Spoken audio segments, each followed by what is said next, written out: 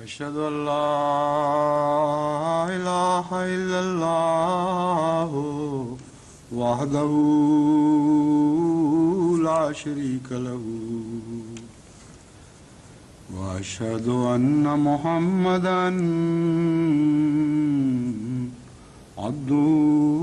ورسوله أما بعد فأعوذ بالله من الشيطان الرجيم بسم الله الرحمن الرحيم الحمد لله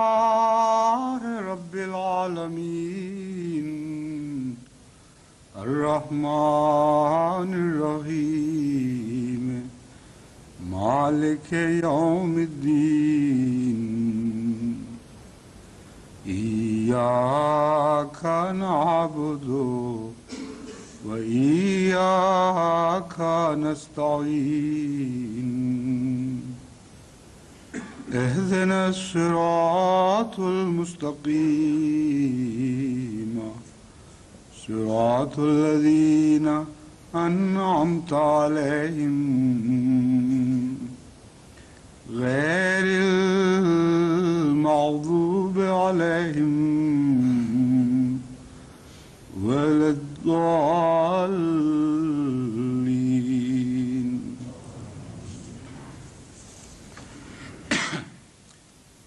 إذا جاء نصر الله والفتح ورأيت الناس يدخلون في دين الله أفواجا فسبح بحمد ربك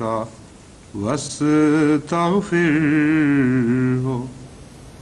إنه كان توابا.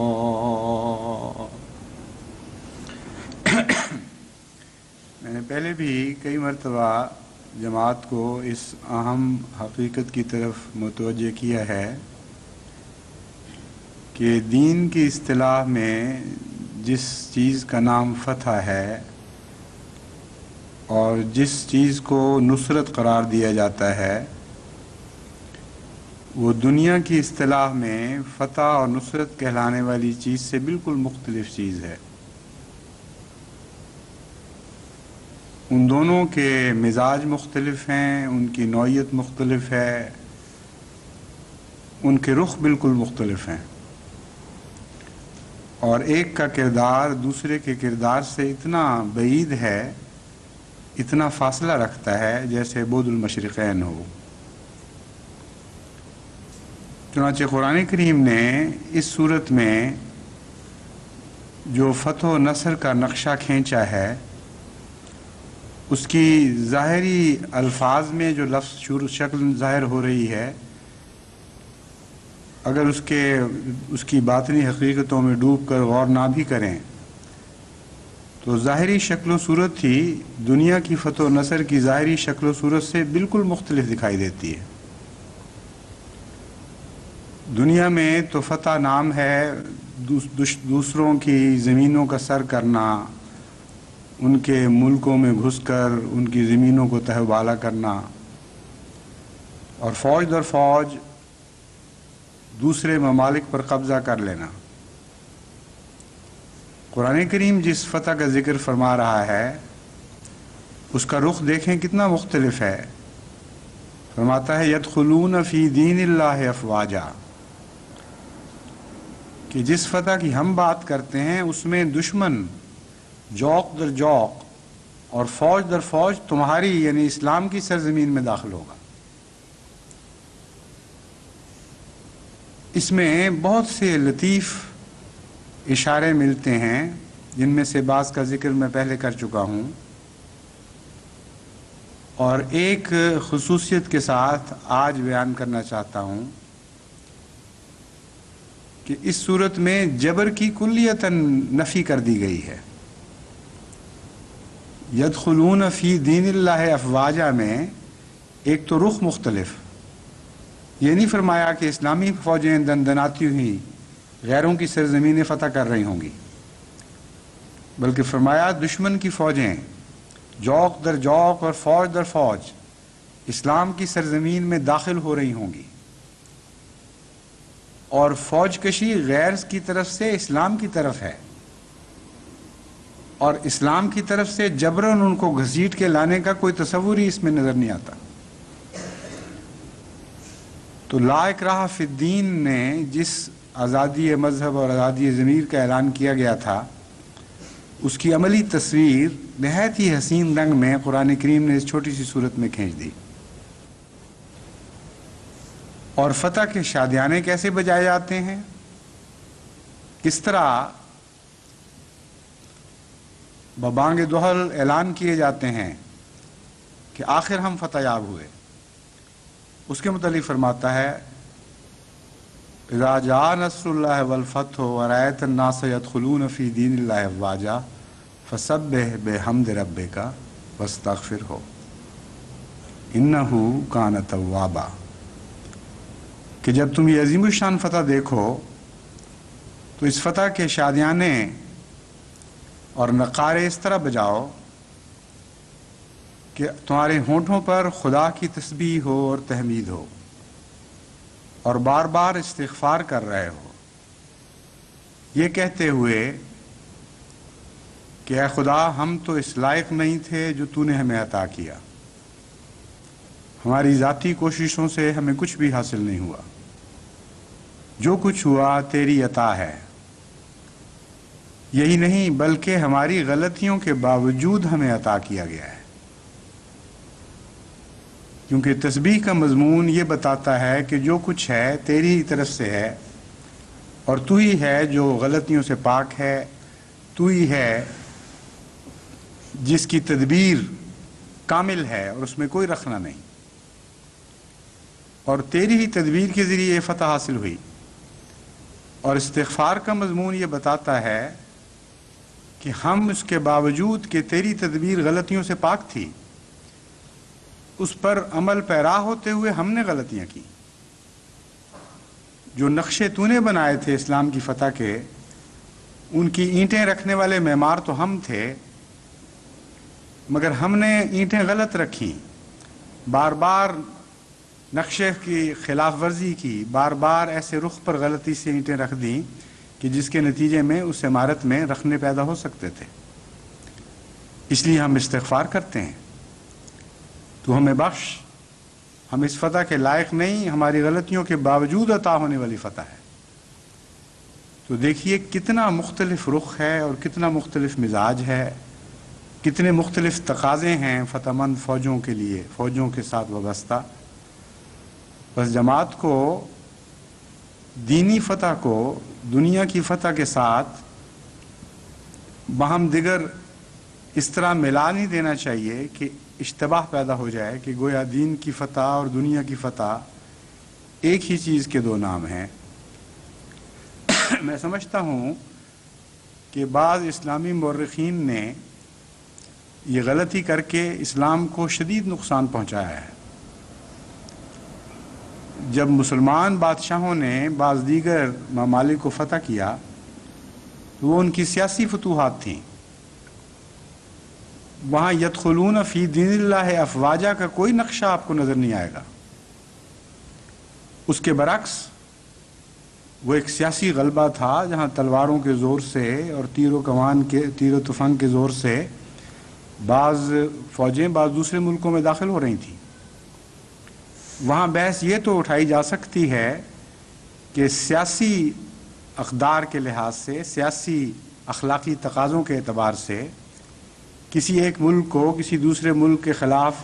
فوج کشی کا حق تھا کہ نہیں تھا، یہ تو جائز ہے، لیکن ان سب جنگوں کو اسلامی جہاد کا نام قرار دینا اور ان سب فتوحات کو اسلامی فتوحات قرار دینا یہ درست نہیں ہے۔ دراصل اس زمانے میں جو فاتح اسلام تھے وہ تو بزرگ اور اولیاء اور فقیر اور درویش تھے، جو قطع نظر اس سے کہ سیاسی حالات کیا ہیں دن رات اسلام کی خدمت میں مصروف تھے۔ ہندوستان کی تاریخ پر ہی نظر ڈال کے دیکھ لیں تو ہندوستان کا اس مسلمان فاتح تو بابر کو قرار دیا جا سکتا ہے، لیکن اسلامی فاتح قرار نہیں دیا جا سکتا۔ اسلامی فاتح کا نام پانے والے بزرگ تو نظام الدین اولیاء جیسے بزرگ تھے، اور ایسے بے شمار لوگ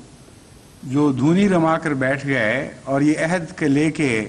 اپنی ساری زندگی اس عہد کے ایفا میں صرف کر دی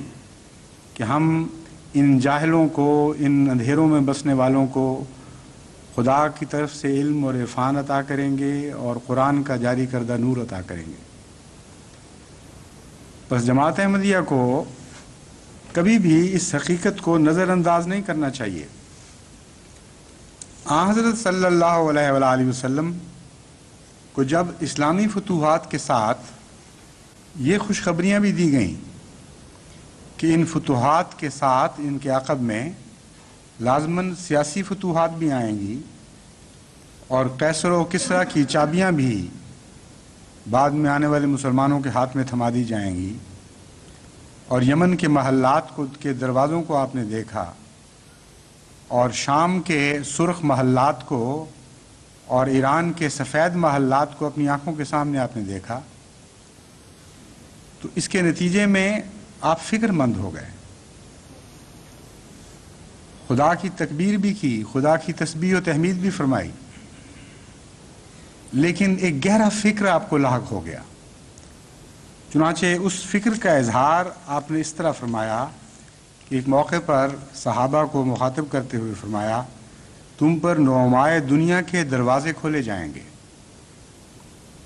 یہاں تک کہ تم اپنے گھروں کو اس طرح سجاؤ گے جیسے خانہ کعبہ کو سجایا جاتا ہے۔ یہ فرما کر آپ نے اپنے سامنے بیٹھے ہوئے راہ حق کے درویشوں سے فرمایا، لیکن سنو، تم جو میرے سامنے بیٹھے ہوئے ہو، تمہاری حالت ان آنے والے لوگوں سے بدرجہ بہتر ہے۔ بس آپ کے نزدیک فتح دین کی فتح تھی، فتح اخلاق کی فتح تھی، فتح کردار کی فتح تھی، فتح اپنے نفس پر غالب آنے کا نام تھا، اور وہ نعمتیں ہی نعمتیں تھیں جو روحانی نعمتیں تھیں، اور ان کے مقابل پر بعد میں آنے والی فتح کے ساتھ دنیاوی فتح سے تعلق رکھنے والی نعمتوں کی حضرت اقدس محمد مصطفیٰ صلی اللہ علیہ وآلہ وسلم کی نظر میں کوئی بھی قیمت نہیں تھی۔ اسی طرح ابو سعید خدری رضی اللہ تعالیٰ عنہ سے روایت ہے کہ آن حضرت صلی اللہ علیہ وآلہ وسلم نے فرمایا کہ میں تمہارے متعلق ڈرتا ہوں، ان میں سے دنیا کی وہ زیب و جن چیزوں میں تمہارے متعلق ڈرتا ہوں، ان میں سے دنیا کی زیب و زینت بھی ہے جو تم پر چاروں طرف سے کھول دی جائے گی۔ اس پر ایک شخص نے عرض کیا کہ یا رسول اللہ، کیا خیر شر کو بھی ساتھ لائے گا؟ یعنی ایک طرف تو یہ خیر کی باتیں ہیں اور خوشخبریاں بھی بیان کی جاتی ہیں، دوسری طرف آپ ڈرا رہے ہیں، تو کیا خیر شر کو بھی ساتھ لائے گا؟ روایت کرنے والے بتاتے ہیں کہ اس پر حضور اکرم صلی اللہ علیہ وآلہ وسلم خاموش ہو گئے اور سوال کرنے والے کو جواب نہ دیا۔ جب ہم نے آپ کے چہرے کو دیکھا تو اس وقت محسوس ہوا کہ آپ پر وحی نازل ہو رہی ہے، اور اسی حالت میں آپ نے اپنے ماتھے سے پسینہ پونچھا اور پھر پوچھا کہ وہ سوال کرنے والا کہاں ہے۔ اس پر ہم سمجھ گئے کہ محبت اور پیار سے اس کا نام لے رہے ہیں، پسندیدگی سے لے رہے ہیں، آپ کو سوال پسند آیا تھا اور اس کا جواب آ گیا ہے۔ تو جب بتایا گیا تو آپ نے فرمایا کہ دیکھو، خیر شر کو جنم نہیں دیا کرتی، خیر شر کے ساتھ، خیر سے شر پیدا نہیں ہوتا، لیکن تم دیکھتے ہو کہ جب بہار آتی ہے تو بہار میں اگنے والی فصلوں کے ساتھ ایسی جڑی بوٹیاں بھی تو اگاتی ہیں جن کو کھانے سے لوگ مر جاتے ہیں یا مر سکتے ہیں۔ تو معلوم ہوتا ہے اس وحی میں خدا تعالیٰ نے حضرت صلی اللہ علیہ وآلہ وسلم کو اس سوال کا یہ جواب سکھایا تو ظاہری فتح بھی جب مسلمانوں کو نصیب ہوتی ہے تو اس کے نتیجے میں وہ خیر حاصل کر سکتے ہیں. ظاہری فتح کا نام شر نہیں رکھا گیا. شر اس بات کا نام رکھا گیا ہے کہ ظاہری فتح کے ساتھ جو انسان کی روحانی زندگی کو مارنے والی اور مہلک جڑی بوٹیاں اگتی ہیں، نعمتوں کے نام پر بعض ایسی چیزیں حاصل ہوتی ہیں جو انسانی زندگی کو تباہ کرنے والی ہوتی ہیں. اگر ان سے احتراز کرو تو ظاہری فتح بھی ایک رنگ میں دین کا رنگ اختیار، دین کے تابع ہو سکتی ہے اور حقیقی نعمت شمار کی جا سکتی ہے. چنانچہ اسی موقع پر حضرت صلی اللہ علیہ وآلہ وسلم نے پھر فرمایا کہ دیکھو، مومن کو جو مال عطا ہوتا ہے، جو نعمتیں ملتی ہیں، وہ نعمتیں بنتی ہیں جب وہ ان سے خدا کے حق ادا کرتا ہے، جب وہ اس کی راہ میں خرچ کرتا ہے، غریبوں کے اوپر خرچ کرتا ہے، مصیبت زدگان پہ خرچ کرتا ہے. اور خرچ کی کئی اقسام بتائیں کہ اس طریق پر نعمتیں بھی رہ سکتی ہیں اور عذاب میں تبدیل نہیں ہوتی. لیکن یہ ایک ثانوی چیز ہے. حقیقی نعمت، حقیقی خیر، حقیقی خوشخبری اسی بات میں ہے کہ دین کو غلبہ عطا ہو، جو اجسام پر غلبہ نہیں ہوتا بلکہ دلوں پر غلبہ ہوتا ہے. وہ دوسرے کی زندگیاں لے کر غلبہ نہیں ہوتا بلکہ دوسروں کو زندگیاں عطا کر کے غلبہ ہوتا ہے. اس لیے اسلام کا غلبہ روحانی زندگی، اثر نو روحانی زندگی کا غلبہ ہے. اسلام کا غلبہ وہ قیامت ہے جس میں شیطان پر موت آتی ہے لیکن سچی اور سعید روحیں نئی زندگی پاتی ہیں. احمدیت کو ہمیشہ اپنی نظریں اس نقطے کی طرف گاڑے رکھنی چاہیے اور ایک لمحہ کے لیے بھی اس سے غافل نہیں ہونا چاہیے، ورنہ دنیا کی فتوحات، دنیا کے غلبے، دنیا کے انقلاب ان کو غلط راہوں پر ڈال دیں گے، ان کی توجہات کے رخ بدل دیں گے اور ان کو محسوس بھی نہیں ہوگا کہ خدا تعالیٰ نے جو نعمتیں ان کو عطا فرمائی تھیں وہ کس طرح انہوں نے اپنے ہاتھ سے ضائع کر دیں.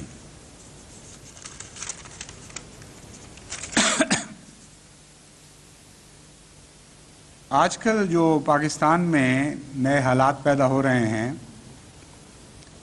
اور بظاہر یوں معلوم ہو رہا ہے کہ ایک سیاسی انقلاب کا بیج بویا جا رہا ہے، اس کی بنیادیں استوار ہو رہی ہیں. میں نہیں کہہ سکتا کہ کس حد تک یہ معاملہ آگے بڑھتا ہے اور کس رنگ میں یہ معاملہ ختم ہوتا ہے، لیکن جماعت احمدیہ کو میں یہ توجہ دلانا چاہتا ہوں کہ ان چیزوں پر فرح فخور والا طریق اختیار نہ کریں. ان چھوٹی چھوٹی باتوں پر اچھل کے یہ نہ سمجھیں کہ گویا کہ احمدیت کو فتح عطا ہو گئی، ایک پارٹی کی بجائے دوسری پارٹی غالب آ جاتی ہے، اس سے جماعت احمدیہ کو فتح کیسے حاصل ہو سکتی ہے؟ اس سے اسلام کو کیسے فتح حاصل ہو سکتی ہے؟ اگر آپ ان چھوٹی باتوں پر راضی ہو گئے تو خدا تعالیٰ نے جو رخ پھیرا ہے نہایت اعلیٰ اقدار کی طرف، وہ رخ پھر ان سمتوں میں قائم نہیں رہے گا. وہ جد و جہد کا جو آغاز ہو چکا ہے ہر احمدی کے دل میں اور اس کے اعمال میں ڈھل رہا ہے وہ عزم، اس میں کمزوری واقع ہو جائے گی. آپ سمجھیں گے کہ بس یہی تھی اللہ تعالیٰ کی فتح کہ ایک حکومت الٹ گئی اور ایک اور دوسری حکومت آ گئی. ہرگز یہ فتح نہیں ہے. آپ کی فتح وہ ہے جو جنم لے چکی ہے آپ کے دلوں میں. وہ اسلام کے لیے یہ عزم اور یہ عزم صمیم کہ ہم سب کچھ اسلام کے لیے قربان کر دیں گے لیکن کسی قیمت پر بھی اسلام کی شکست کو برداشت نہیں کریں گے. اس کے نتیجے میں جو اعمال میں تبدیلیاں پیدا ہو رہی ہیں، جو عبادتوں کی طرف لگاؤ بڑھ رہا ہے اور کسی حد تک آپس کے جھگڑوں سے بھی توجہ بڑھ رہی ہے اور اثار کی روح پیدا ہو رہی ہے، یہ فتوحات ہی تو ہیں. اگر آپ نہیں دیکھتے ان کو فتوحات کے طور پر تو پھر اپنی نظر کا علاج کریں. یہ فتوحات ہی نہیں، بڑے عظیم الشان فتوحات کی داغ بیل ڈالی جا رہی ہے۔ اگر یہ فتوحات مکمل ہو جائیں اور دنیا میں آنے والے عارضی انقلاب آپ کو ان کے رخ سے ہٹا نہ سکیں، آپ کا رخ اسی طرح متعین رہے جس طرح مغناطیس کی سوئی کا رخ اس کے مقدر میں ہمیشہ کے لیے لکھا جا چکا ہے، لازماً ہمیشہ وہ پول سٹار کی طرف یا جہاں بھی مغناطیس کی قوت کا مرکز ہے اسی کی طرف رہے گا۔ اس لیے اسی طرح صدق و صفا کے ساتھ اپنے قبلے کو متعین کر لیں اور اس کی حفاظت کریں، تو پھر آپ دیکھیں گے کہ آپ پہلے ہی فتح کے راستے پر گامزن ہو چکے ہیں۔ آپ کا ہر قدم اس قبلے کی طرف آگے بڑھتا چلا جا رہا ہے۔ آپ اسلام کی فتح کے خواب جو دیکھ رہے تھے وہ آپ کی ذاتوں میں پورا ہو رہا ہے، وہ انقلاب عظیم برپا ہو رہا ہے، وہ جماعت تیار ہو رہی ہے جس نے بالآخر اسلام کو دنیا میں پھیلا دینا ہے۔ اس پر راضی رہیں اور اس کی قدر کریں، اور اس پر خدا کی حمد کے گیت گائیں اور استغفار سے کام لیں، کیونکہ حقیقت میں یہی فتح ہے جس نے سچی فتح اسلام کو عطا کرنی ہے۔ اگر اس سے توجہ ہٹ گئی تو پھر اور طرف آپ کے رخ پھر جائیں گے، پھر آپ کے اوقات میں غیر اللہ کے حصے بڑھنے شروع ہو جائیں گے۔ مجھے تو یہ بھی خوفناک ہوا کہ ایک ایسا وقت بھی جماعت پر گزرا ہے ابتلا کا، جس میں چونکہ سیاست میں حصہ لے ہی نہیں سکتے تھے، اس لیے وہ لوگ جو پہلے سیاست میں لذتیں حاصل کرتے تھے انہوں نے دین کی طرف توجہ کی اور اپنے وقت دین پر قربان کرنے لگ گئے۔ مجھے یہ خوف دامنگیر ہوا کہ خدا نہ خواستہ اگر سیاست مسلم احمدیوں پر دوبارہ کھولی گئی، اور خدا کی تقدیر ایسا کر سکتی ہے، تو پھر دوبارہ کہیں وہی غلط چسکے اور وہ بگڑے ہوئے مزاج نہ پیدا ہو جائیں، اور جو وقت احمدیت کے لیے دیا جاتا تھا کہیں نعوذ باللہ من ذالک پھر سیاست میں نہ صرف ہونا شروع ہو جائے۔ کچھ نہ کچھ حصہ سیاست کا ایمان سے بھی تعلق رکھتا ہے، اس میں کوئی شک نہیں، کیونکہ اگر حب الوطن ایمان ہے تو حب الوطن کی خاطر سیاست کی اصلاح، سیاسی صحت مند دلچسپیوں میں کچھ نہ کچھ حصہ لینا، یہ ایمان بھی بن سکتا ہے، ایمان کا بھی ایک پہلو کہلا سکتا ہے۔ یہ کرنے والے کی بات ہے کس نیت سے کرتا ہے اور کس رنگ میں کرتا ہے، لیکن امکان موجود ہے۔ لیکن اگر سیاست اس طرح کھینچے جس طرح میٹھا مکھی کو کھینچتا ہے یا بعض مکھیوں کو گند کھینچتا ہے، اور مغلوب کر لے، اور دین ایک ثانوی چیز نظر آنے لگے، اور سیاسی نمبرداریاں اور سیاسی روب اور سیاسی حیثیتیں بڑی ہو کر دکھائی دینے لگیں، تو پھر یہ ایک بہت ہی نقصان کا سودا ہوگا۔ اس لیے ایک نہیں کئی قسم کے فکر بھی ان تبدیلیوں کے نتیجے میں مجھے دامنگیر ہو گئے ہیں، اور میں جماعت کو ابھی سے متنبہ کرنا چاہتا ہوں کہ جو بھی تبدیلی ظاہر ہو اس سے اپنے کردار پر غلط اثر نہ پڑنے دیں۔ جو راہیں آپ نے متعین اپنے لیے کر لی ہیں وہ سب سے اچھی راہیں ہیں، ان سے بہتر کوئی راہ نہیں ہے۔ بظاہر جن ذلتوں کا آپ پر وارد کیا گیا ہے وہ عزتوں کے مقام ہیں اور شرف کے مرتبے ہیں، انہی میں اپنی عزتیں سمجھیں اور انہی میں شرف کو ڈھونڈیں، اور ہرگز دنیاوی عزتوں کو کوئی اہمیت نہ دیں، اپنے دلوں پر اپنے نفوس پر ان کو غالب نہ آنے دیں۔ یہ عہد باندھ کر آنکھیں کھول کر آگے بڑھیں۔ پھر جو ضمنی تعلقات ہیں سیاست کے ساتھ اور جو ایمانی تقاضوں کے نتیجے میں پیدا ہوتے ہیں ان کو سر انجام دینا تو ہرگز اسلام کے یا دین کے خلاف نہیں ہے۔ ان شرائط کے ساتھ، ان پابندیوں کے ساتھ حصہ رسدی کچھ نہ کچھ وقت حب الوطن کی خاطر ہر احمدی کو اپنے اپنے وطن میں دینا ہوگا، اور جو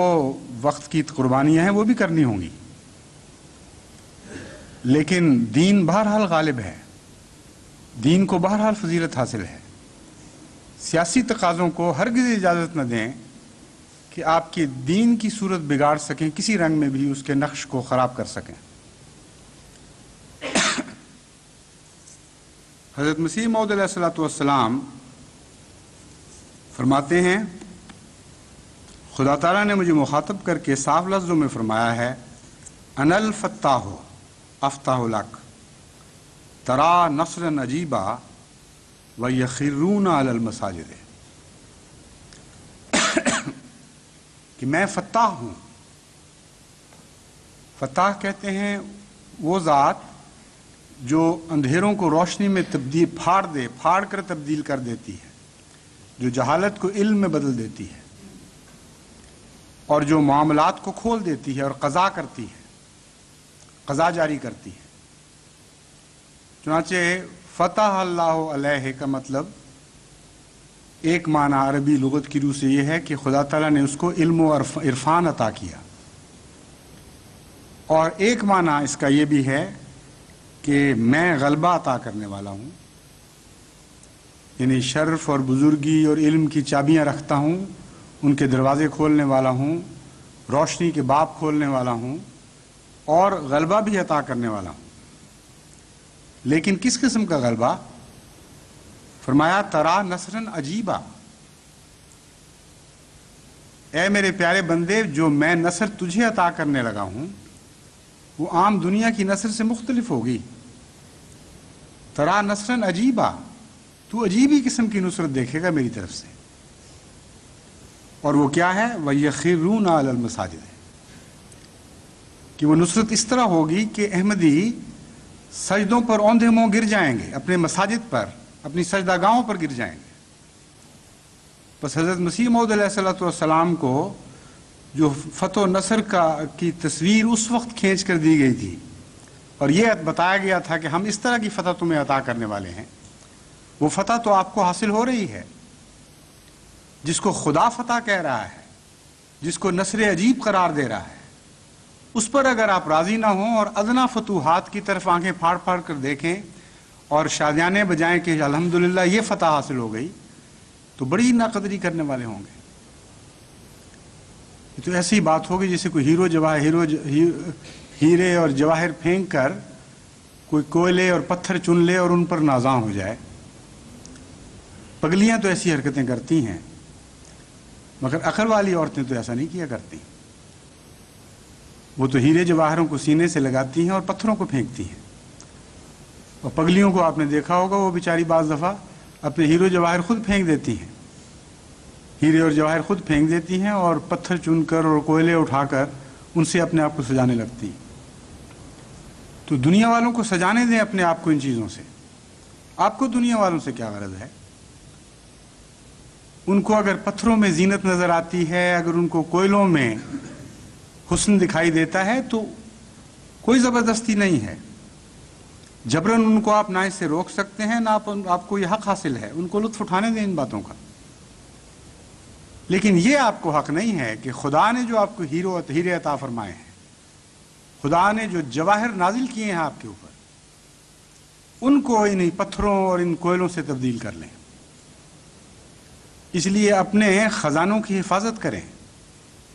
ان خزانوں کی حفاظت کریں جن کے متعلق حضرت مسیح موعود علیہ الصلوۃ والسلام فرماتے ہیں کہ ہزاروں سال سے جو مدفون تھے، اب خدا نے میرے ذریعے ان خزانوں کو ظاہر کیا ہے اور میں ان کو بانٹ رہا ہوں۔ کیسا پیارا نقشہ کھینچا ہے، ترا نصرا عجیبا ویخرون علی المساجد، ایسی عجیب نصر دیکھو گے تم کہ اس وقت خدا کے بندے اوندھے منہ سجدہ گاہوں پر گر پڑیں گے۔ اور ساتھ یہ فرمایا، میں تجھے عزت دوں گا اور بڑھاؤں گا۔ اسی تحریر میں حضرت مسیح موعود علیہ الصلوۃ والسلام فرماتے ہیں، ایک اور الہام میں چند دفعہ تکرار اور کسی قدر اختلاف الفاظ کے ساتھ فرمایا کہ میں تجھے عزت دوں گا اور بڑھاؤں گا اور تیرے آثار میں برکت رکھ دوں گا، یہاں تک کہ بادشاہ تیرے کپڑوں سے برکت ڈھونڈیں گے۔ بس بادشاہوں کو دیکھیے ایک ثانوی حیثیت دی گئی ہے۔ حضرت مسیح موعود علیہ الصلوۃ والسلام کے کپڑوں میں تو لال و جواہر ٹکے ہوئے نہیں تھے، وہ تو کم خواب کے کپڑے نہیں تھے، وہ تو ریشم کے کپڑے نہیں تھے، وہی سادہ کپڑے جو حضرت مسیح موعود علیہ الصلوۃ والسلام زیب تن فرمایا کرتے تھے، وہ کپڑے ویسے ہی تھے، بلکہ مدت کے ساتھ، وقت کے گزرنے کے ساتھ انہوں نے بوسیدہ ہی ہونا تھا۔ لیکن فرمایا کہ جن کپڑوں میں یہ عبادت گزار بندہ رہتا ہے، میرے نزدیک ان کی قیمت ہے، ان کپڑوں میں برکت رکھوں گا، یہاں تک کہ بادشاہ تیرے کپڑوں سے برکت ڈھونڈیں گے۔ کتنی عظمت ہے نیکی اور تقویٰ کو، اور اس کے مقابل پر بادشاہتوں کو کس طرح دست بستہ ان کے سامنے دکھایا گیا ہے۔ فرماتے ہیں میں بڑے دعوے اور استقلال سے کہتا ہوں کہ میں سچ پر ہوں، اور خدا تعالیٰ کے فضل سے اس میدان میں میری ہی فتح ہے، یعنی سچ کے میدان میں۔ یاد رکھیں آپ کی فتح سچ کے میدان میں ہے۔ اور جہاں تک میں دوربین نظر سے کام لیتا ہوں، تمام دنیا اپنی سچائی کی تحت اقدام دیکھتا ہوں۔ کتنا عظیم الشان کلام ہے۔ جہاں تک میں دوربین نظر سے کام لیتا ہوں، تمام دنیا اپنی سچائی کی تحت اقدام دیکھتا ہوں۔ دوربین نظر نے بتایا کہ خدا کے فضل کے ساتھ آپ کے ساتھ بھی یہ وعدہ قائم ہے۔ اس میں عظیم الشان پیشگوئی ہے اور بڑے لطیف، بہت ہی لطیف اور گہرا کلام ہے۔ جہاں تک میں دوربین نظر سے دیکھتا ہوں، ایک عظیم الشان خوشخبری ہے کہ مدتوں تک نسل بعد نسل جماعت احمدیہ سچائی پر قائم رہے گی۔ اور یہ بھی بتا دیا گیا کہ اگر تم دنیا کو اپنے قدموں کے نیچے دیکھنا چاہتے ہو تو دنیا تو حضرت مسیح موعود علیہ الصلوۃ والسلام کی سچائی کے قدموں کے نیچے آئے گی۔ اس لیے تمہارے قدم بھی اگر اسی سچائی پر ہوں گے تو تب دنیا تمہارے قدموں کے نیچے آئے گی، ورنہ نہیں آئے گی۔ تو ادنا خواہشات دنیا کی رکھنے والے جو دنیا کی فتوحات پر راضی ہونا چاہتے ہیں، ان کو بھی باندھ کر، ان کو بھی مقید کر کے سچائی کے قدموں پر لا کھڑا کیا گیا۔ تمہیں بھی اگر فتوحات حاصل ہونی ہیں تو اسی طرح فتوحات حاصل ہونی ہے، کیونکہ آئندہ دنیا کا نقشہ اسی طرح کھینچا گیا ہے، آئندہ دنیا کا مقدر اسی طرح تعمیر ہوگا کہ حضرت مسیح موعود علیہ الصلوۃ والسلام کی سچائی کے تحت اقدام آئے گی۔ فرمایا اور قریب ہے کہ میں ایک عظیم الشان فتح پاؤں، کیونکہ میری زبان کی تائید میں ایک اور زبان بول رہی ہے، اور میرے ہاتھ کی تقویت کے لیے ایک اور ہاتھ چل رہا ہے جس کو دنیا نہیں دیکھتی مگر میں دیکھ رہا ہوں۔ میرے اندر ایک آسمانی روح بول رہی ہے جو میرے لفظ اور حرف کو زندگی بخشتی ہے۔ میرے اندر ایک آسمانی روح بول رہی ہے جو میرے لفظ اور حرف کو زندگی بخشتی ہے، اور آسمان پر ایک جوش اور ابال پیدا ہوا ہے جس نے ایک پتلی کی طرح اس مشت خاک کو کھڑا کر دیا ہے۔ ہر یک وہ شخص جس پر توبہ کا دروازہ بند نہیں، ان قریب دیکھ لے گا کہ میں اپنی طرف سے نہیں ہوں۔ کیا وہ آنکھیں بینا ہیں جو صادق کو شناخت نہیں کر سکتی؟ کیا وہ بھی زندہ ہے جس کو اس آسمانی صدا کا احساس نہیں؟ حضرت رسول اکرم صلی اللہ علیہ وآلہ وسلم لفظ فتح کو ایک اور عظیم الشان رنگ میں بھی استعمال فرماتے ہیں۔ حضرت ابن عمر سے روایت ہے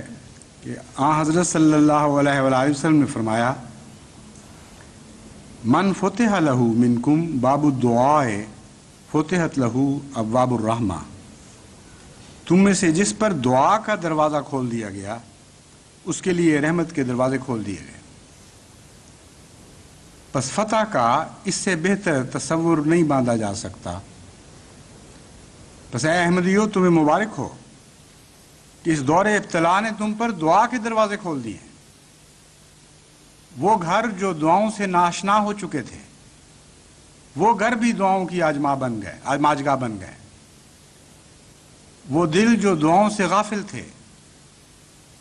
ان کی گہرائیوں سے بلکتی ہوئی، درد میں ڈوبی ہوئی دعائیں اٹھتی ہیں۔ وہ آنکھیں جو آنسوں سے ناآشنا تھیں، اس دور ابتلا نے ان آنکھوں کو آنسو بخشے ہیں۔ اور یہ ایک فرضی قصہ نہیں، ایک ایسی حقیقت ہے جو آج تاریخ کے پردوں پر ایسے حروف میں لکھی جا رہی ہے جو انمٹ حروف ہیں۔ बकसरत अहमदियों के ऐसे खतूत मुझे मिले हैं जो लिखते हैं कि आप सोच नहीं सकते कि हमारा दिल कैसे मुंजमद दिल था, कभी खुदा के नाम पर उसमें तहरीक पैदा नहीं होती थी, कभी जुम्बिश नहीं आती थी, कभी हमारी आंखें अल्लाह का नाम लेकर तर नहीं होती थी। और अब तो हालत यह है कि बात बात पे रोना आता है, खुदा के जिक्र पर आंखों से आंसुओं की झड़ी लग जाती है। दुआओं के दरवाजे जिस कौम पर खोल दिए गए हों, हज़रत अक़दस मोहम्मद मुस्तफ़ा सल्लल्लाहु अलैहि वसल्लम फरमाते हैं कि तुम पर खुदा की रहमतों के दरवाजे खोले जा चुके हैं। बस वो कौम जिस पर खुदा की रहमतों के दरवाजे खोल दिए गए हों, अगर वो दुनिया की अदना फतूहात से मुतअस्सर होकर उनके सामने झुकने लगें और उनके रोक को कबूल करने लगें तो बड़े ही बदकिस्मत लोग होंगे। इसलिए खुदा की रहमतों की कदर करें, खुदा के फजलों की कदर करें, इनको अपने सीने से लगाए रखें और ये अहद करें कि अगर खुदा इन हालात को बदल भी देगा तो ये दौलतें जो आज हमें नसीब हुई हैं, हम इनको अपने सीने से चिमटाए रखेंगे, उन सहाबा की तरह जिसने इस्लाम के अलम की हिफाजत की खातिर अपने बाजू कटवाए, अपनी गर्दनें कटवाईं, और जब बाजू नहीं रहे तो दांतों में उन अलमों को थाम लिया और गिरने नहीं दिया जब तक उनकी गर्दनें न कटी और सर न लुढ़क गए। उस तरह है खुदा, हम इन तेरी रहमत और इन रहमतों और फजलों की हिफाजत करेंगे जो अपनी राह में पिघलने वाले दिलों की सूरत में तूने हम पर अता की है। वो बाब रहमत जो तूने खोले हैं, ऐ खुदा वो दिन हम पर कभी ना लाना कि हम अपने हाथों से इन बाबों को बंद करने वाले, इन दरवाज़ों को और खोल दे और वसी कर दे। हर सिमत से, हर मौसम में तेरी रहमत और फजल की हवाएं हम पर चलने लगें, हमारी सिमत में जारी हों और तेरी बरकतों की बारिशें हम पर नाजिल हों। खुदा करे कि ऐसा ही हो।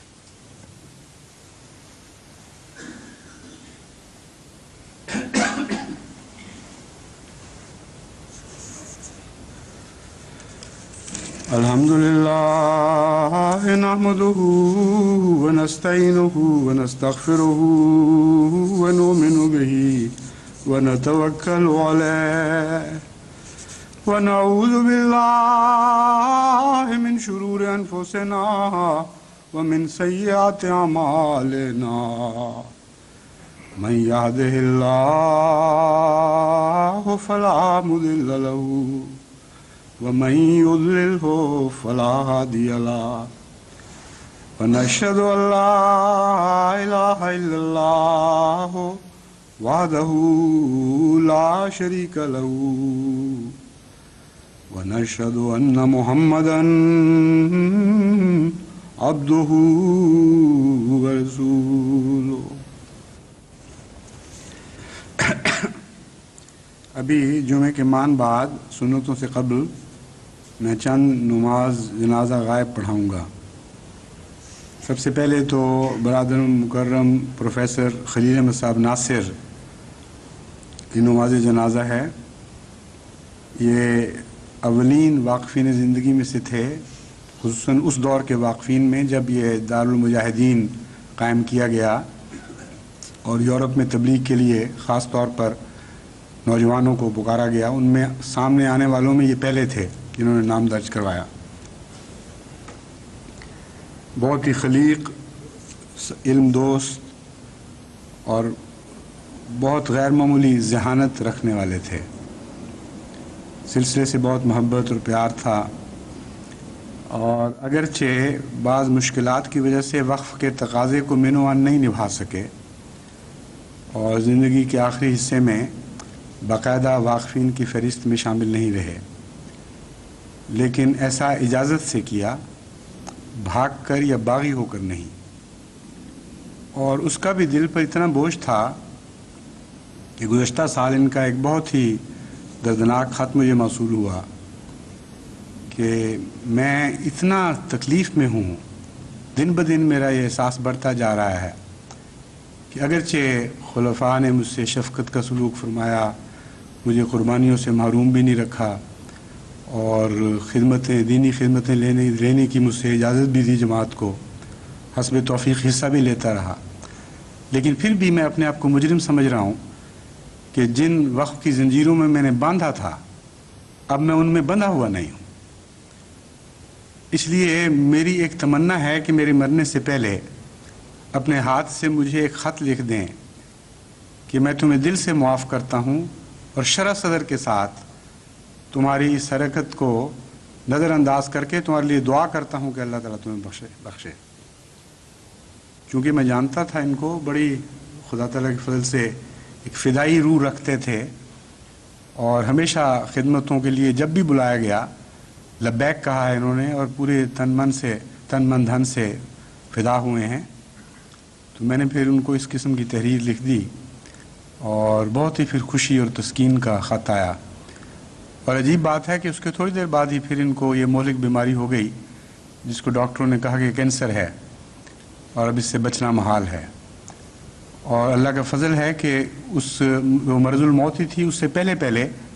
ان کے دل میں یہ تحریک بھی پیدا ہو گئی اور میری طرف سے ان کو جواب بھی مل گیا. لیکن اس مرض میں بھی وہ جو پہلے وعدے کیے ہوئے تھے انہوں نے خدمت دین کی ان کو نبھایا. بعض لیکچرز میں شمولیت کا عہد کیا ہوا تھا ان میں اسی بیماری کی حالت میں گئے ہیں اسپتال سے نکل کر پھر گئے اور بالکل پروانی کی تکلیف کی. تو ان کے لیے بطور خاص دعا کی تحریک کرتے ہوئے چند اور مخلصین کے جنازے بھی ہیں جو اسی جنازے کے ساتھ پڑھائے جائیں گے. مکرمہ شگفتہ رانی صاحبہ بنت مکرم چودھری عبدالعزیز صاحب چھوٹی عمر میں بیچاری وفات پا گئیں. دل کا دورہ پڑا ہے ان کو. ابوظہبی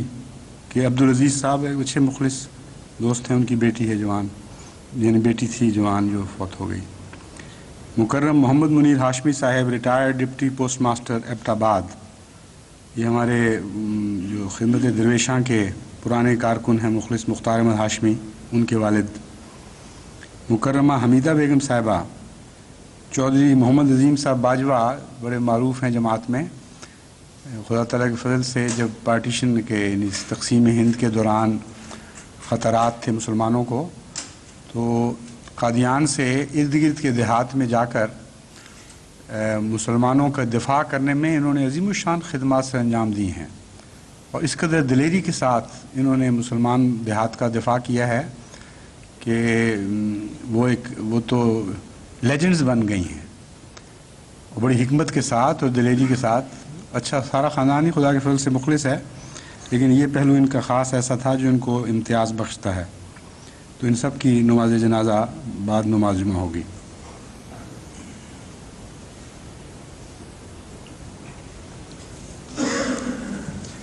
عباد اللہ رحمکم اللہ ان اللہ یامر بالعدل والاحسان وایتاء ذی القربى وینہی عن الفحشاء والمنکر والبغی یعظکم لعلکم تذکرون اذکروا اللہ یذکرکم وادعوہ یستجب لکم ولذکر اللہ اکبر.